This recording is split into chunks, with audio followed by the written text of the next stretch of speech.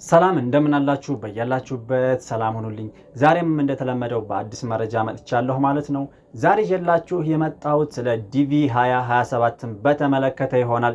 ዲፓርትመንቱ ዛሬ ያሳወቀው መረጃ ስላለ ስለሱ የምናወራ ይሆናል ማለት ነው። ከዛ በፊት ግን ለዚህ ቻናል አዲስ የሆናችሁ ይህን ቻናል ሰብስክራይብ እያደረጋችሁ ላይክ፣ ሼር እያደረጋችሁ ሁልጊዜ የምለቃቸውን ቪዲዮዎች መከታተል ትችላላችሁ። ወደ መረጃው ይዣችሁ ሲሄድ ዲቪ 2027 እንደሚታወቀው ኦክቶበር 1 አካባቢ ይጀመራል። ኖቨምበር መጨረሻ አካባቢ ይጠናቀቃል ተብሎ የታሰበው እስካሁን አለንበት ደርሰናል ማለት ነው። ዛሬ ኖቨምበር 28 ደርሰናል። ስለዚህ ዲፓርትመንቱ ዛሬ ባሳወቀው መሰረት ለዲቪ 2027 አፕሊካንቶች በተለያዩ ምክንያቶች እስካሁን ድረስ እንደቆየ መረጃውን አናውንስ አድርጓል ማለት ነው።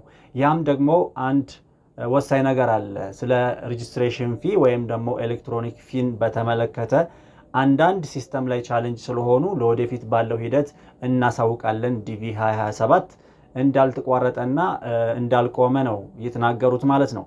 ከዛም ወደ መረጃው ይዣችሁ የሚሄድ ይሆናል ማለት ነው። እነሱ በራሳቸው ድረገጽ ሼር ወዳደረጉን መረጃ ይዣችሁ ሄዳለሁ ማለት ነው።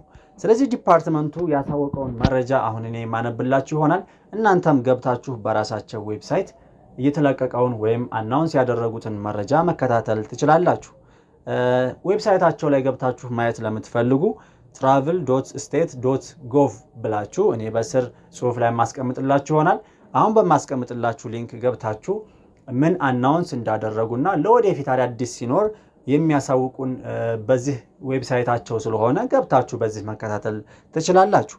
ወደ አናውንስመንቱ ስሄድ በእርግጥ ቆየት ብሏል። አንድ ሳምንት አካባቢ ቆይቷል። ይህንን መረጃ ከለቀቁልን ያው ይሰማችሁ ኦሬዲ ሰምታችኋል። ያልሰማችሁ ደግሞ የማሳውቃችሁ ይሆናል ማለት ነው።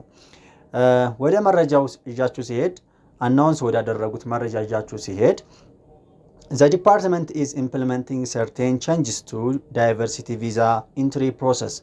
We will announce the start date for DV 2027 registration period as soon as participable, as well as the date that DV 2027 selection result may become available through entry status checks.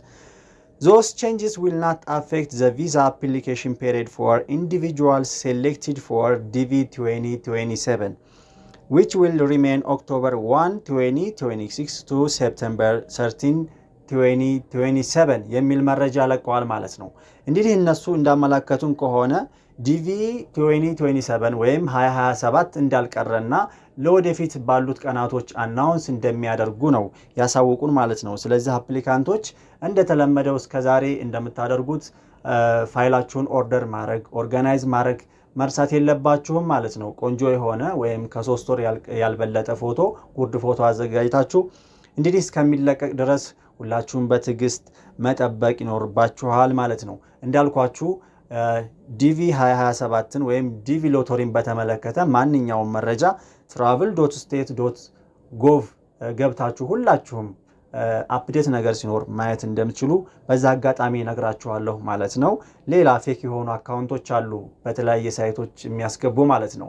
ያም ደግሞ ወዳልሆነ ነገር እዟችሁ ስለሚሄድ እነዛን ከመጠቀም እንድትቆጠቡ በወዲሁ ነግራችኋለሁ። ምክንያቱም አንዳንድ አፕሊካንቶች አሉ አሁን በኦንላይን እየሰማናቸው ያሉት ሬጅስትሬሽን ፊ እየተቀበሉ እንዲሁም ፋይል እየተቀበሉ እንሞላለን እያሉ አላስፈላጊ ክፍያ እየተቀበሉ ስለሆነ ከዚህም ተጠንቃችሁ ትክክለኛ ዲፓርትመንቱ በሚለቀው መረጃ መሰረት እንድትሞሉ ማለት ነው። ስለዚህ travel.state.gov ላይ ኤኒ አፕዴቶች ሲኖሩ በዚህ የሚያሳውቋችሁ ስለሆነ ትክክለኛው መረጃ በዚህ የምታገኙ ይሆናል ማለት ነው። ስለዚህ ውድ አድማጮች ተከታታዮች ዛሬ ይዤላችሁ የመጣሁት ይህን ይመስል ነበረ።